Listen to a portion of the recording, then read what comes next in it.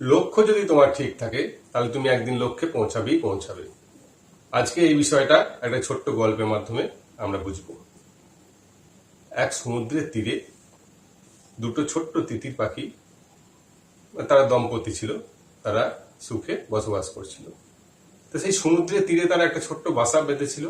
সেই বাসায় তাদের একটি ছোট্ট তিতির পাখি অর্থাৎ তাদের একটি সন্তান জন্ম হয়।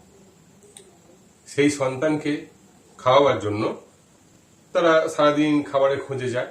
তো তারা চারিদিকে খাবার সংগ্রহ করে আনে আর তাদের বাচ্চাকে তারা খাবার সংগ্রহ করে এনে খাওয়ায়। তা একদিন প্রত্যেক দিনকার মতনই সেদিনও তারা দুজনেই বেরিয়ে গেছিল খাবার সংগ্রহ করতে।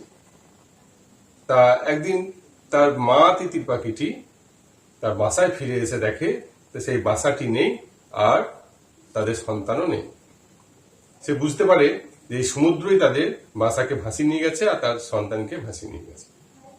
তখন তো তার খুব রাগ হয় যে সমুদ্র আমি তো কোনো সমুদ্রকে ক্ষতি করিনি, তা সমুদ্র আমাদের বাসাকে ভেঙে দিয়েছে এবং আমার বাচ্চাকে নিয়ে গেছে।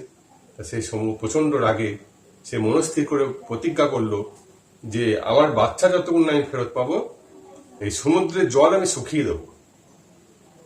এই প্রতিজ্ঞা করে সে আর দেরি না করে কি করলো না, ওই ছোট্ট তিতির পাখিটি, মানে কত বড় তার প্রতিজ্ঞা দেখো, ছোট্ট তিতির পাখিটি ওই ছোট্ট ঠোঁট দিয়ে ওই সমুদ্রের জল একটু করে নিচ্ছে আর সে উড়ে সমুদ্রের বাইরে গিয়ে ফেলে আসছে।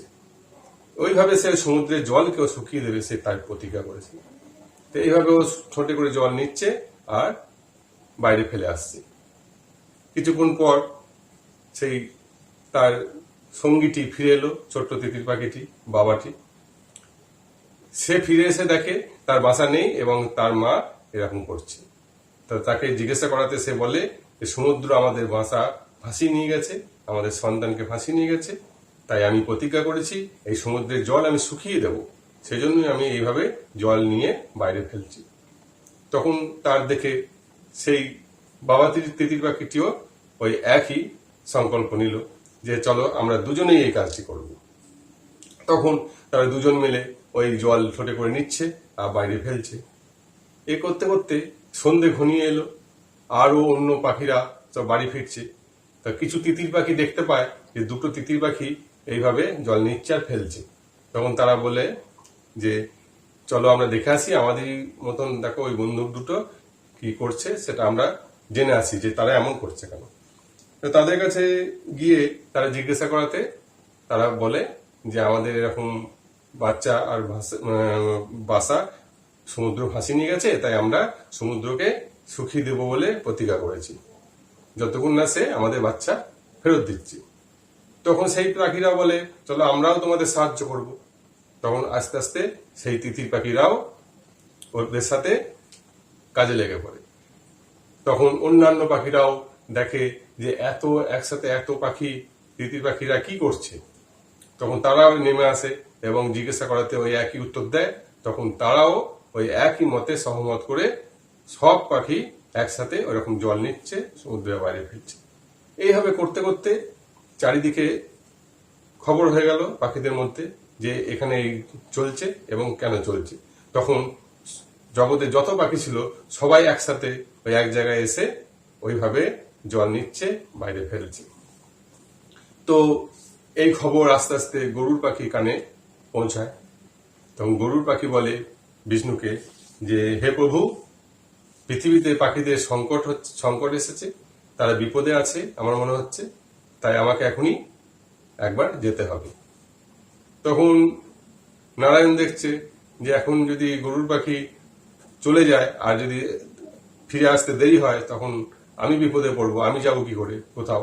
তা সেই জন্য সে বলে যে না, আমিও তোমার সঙ্গে যাব, আমিও দেখবো, তোমাকে একা ছাড়বো না, আমিও তোমার সাথে যাব। বলেন জয় আজ্ঞা প্রভু। তখন প্রভুকে নিয়ে গরুর পাখি সেই স্পটে গিয়ে পৌঁছায়। তখন সে জিজ্ঞাসা করাতে সমস্ত পাখিকে জিজ্ঞাসা করছে যে তোমরা এমন কেন করছো, তোমাদের কি হয়েছে। তখন পাখিরা সব খুলে বলে। তখন গরুর পাখি বলে হ্যাঁ, সমুদ্রের এত বড় সাহস, এই নিষ্পাপ শিশুটিকে সে নিয়ে গেছে কেন। সে তখন নারায়ণকে বলে যে প্রভু, আপনি এর ব্যবস্থা এখনই করুন এবং এর সন্তানকে ফিরিয়ে দেওয়ার ব্যবস্থা করুন। তা না হলে আমিও এই কাজে লেগে পড়বো এবং যতক্ষণ না পর্যন্ত সমুদ্র শোকাচ্ছে ততক্ষণ আমি আর ওখানে ফেরত যাব না। তখন নারায়ণ দেখে মহাবিপদ। তখন নারায়ণ সমুদ্রদেবকে আহ্বান করে। সমুদ্রদেব তখন সাড়া না দেওয়াতে তখন সে ক্রুদ্ধ হয় এবং সে বলে, হে সমুদ্রদেব, তুমি এখনই প্রকট হও, নাহলে তোমার সমস্ত জল এক তীরে শুকিয়ে দেব। তখন সমুদ্রদেব এসে প্রকট হয় এবং বলে, প্রভু, এমন কাজটি করবেন না, কারণ তাহলে সৃষ্টির ব্যাঘাত হবে। তখন সে বলে, আমি ওই সন্তানকে ফিরিয়ে দিচ্ছি। এই বলে সেই তিতির পাখির সন্তানকে সমুদ্রদেব ফিরিয়ে দেয়। তখন সেই তিতির পাখি দুটি সেই ছোট্ট সন্তানকে নিয়ে তারা অনেক দূরে একটি তাল গাছের উপর গিয়ে বাসা বেঁধেছিল। তাহলে এখান থেকে কি দেখলাম, যে ওই ছোট্ট তিতির পাখিটি এমন দৃঢ় সংকল্প করেছিল যে ওই অত বড় সমুদ্রের জল সে শুকিয়ে দেবে বলে দৃঢ় সংকল্প করে সে ওই লক্ষ্যেই স্থির ছিল। ও কিন্তু একই লক্ষ্যে স্থির ছিল। সেই স্থির থাকাতে আস্তে আস্তে আস্তে আস্তে সেই খবর গিয়ে কোথায় দাঁড়ালো। অবশেষে সে তার সন্তানকে ফিরে পেল। কেন না, তার লক্ষ্য স্থির ছিল, সে এতটুকু এদিক ওদিক করেনি। তাই আমরা বলছি যে তোমরাও যদি তোমাদের লক্ষ্য স্থির রাখো আর সেই লক্ষ্য স্থির রেখে এগিয়ে চলো, তোমরা অবশ্যই লক্ষ্যে পৌঁছাবে। তাই লক্ষ্য স্থির রেখে তোমরা যদি এগিয়ে চলো, তোমরা লক্ষ্যে পৌঁছাবে। জীবনে চলার পথে একটা লক্ষ্য থাকা উচিত।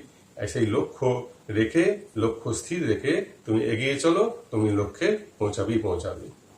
আজ এই পর্যন্তই। পরের ভিডিওতে আরেকটি শিক্ষণীয় গল্প নিয়ে আসবো। তোমরা ভালো থাকো, সুখে থাকো।